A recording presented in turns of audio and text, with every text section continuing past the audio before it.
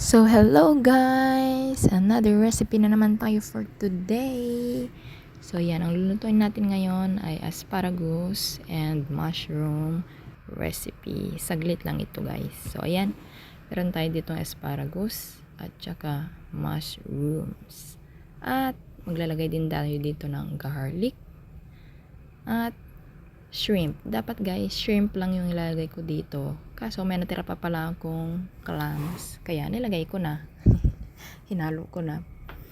So yan, maglalagay lang tayo dito guys ng salt and pepper. Tapos, hahaluin natin yan ng mabuti and isa-set aside natin. So yan, gumamit pala ako dyan ng gloves guys. Kasi hindi ako naghugas ng kamay. Yan.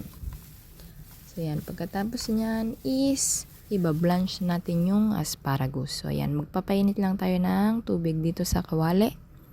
At lalagyan natin ng oil and salt. Ayan. Antayin natin yung kumulo, guys. I-mix natin.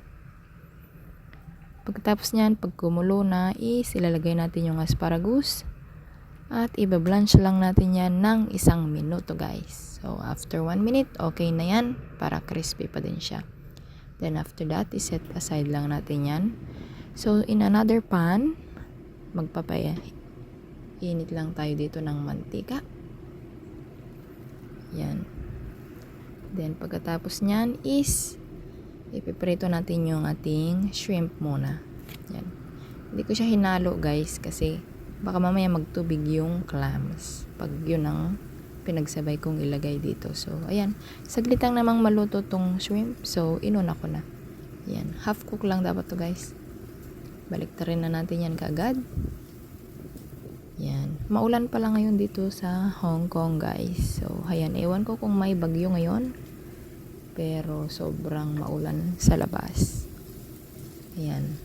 Back to the recipe. So, ayan. Ilalagay na din natin ating clams. Yan, ito saglit lang natin itong igisa guys, mga 1 to 2 minutes lang kasi titikas to pag matagal na maluto. So, ayan. Kailangan na nating hanguin ang ating shrimp. Yan. Tapos igisa lang natin ng konti itong clam. Then pagkatapos nyan, hahanguin na din natin yan. Yan. Hindi ko alam itong recipe na ito guys. Invento ko lang to. So, i-try nyo din. Pero nagustuhan naman nila amo. Kaya, shinare ko sa inyo. So, ayan. Pagkatapos na ito is, hanguin na natin ang ating clams. Pagkatapos nyan, maglalagay tayo ulit dito guys ng mantika. At, igigisa na natin ang ating bawang.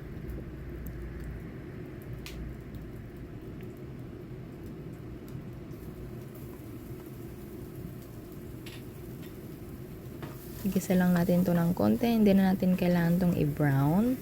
Tapos pagkatapos nyan is ilalagay na natin ang ating mushrooms. So yan, nabili ko lang to sa palengke. Button mushroom at ang tawag dito guys.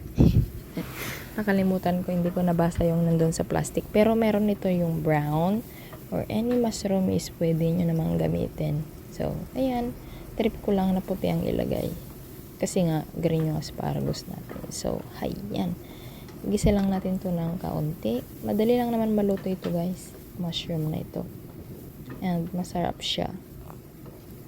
Yan. Konting-konting. Gisa-gisa lang yan. And kung gusto nyo ng hindi dry na ganito, pwede nyo pang lagyan ng mantika. Pero ako kasi dito sa bahay, nagbabawas kami ng mantika.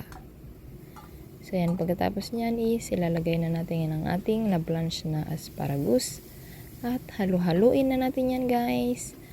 At maglalagay tayo dito ng toyo at oyster sauce. So, ayan. Hindi na ako naglagay ng asin guys. Kasi kanina sa marinate natin is naglagay na ako ng asin at paminta. So, may lasa na yun guys. Ayan. Soy sauce and oyster sauce lang is okay na. Tapos, pag alam nyong dry konti yung niluluto nyo, pwede nyong lagyan ng tubig na konti lang, konting-konti lang. Kasi hindi naman to maganda na matubig. Yan. Yan, naglagay kayo ng konting tubig kung alam nyo hindi pa masyadong luto ang inyong mga gulay. Pagkatapos niya, lagay na natin ulit ang ating shrimp and clams. Halu-haluin. At ito guys, tinikman ko, hindi pa ako kontento sa lasa at naglagay ako dito ng kaunting chicken powder guys. Pandagdag ng lasa. So, yun lang at wala na akong ibang nilagay na cheche breche. Chicken powder na lang. That's it. At haluin lang natin yan ng mabuti and then ready to serve na tayo guys. So, see you again next time sa ating bagong videos. Sana'y nagustuhan nyo at itry nyo din tong simpleng recipe na ito guys para sa mga amo. So, yun lang. Don't forget to like and subscribe to my YouTube channel. Thank you so much guys for watching. Ready to serve na to guys.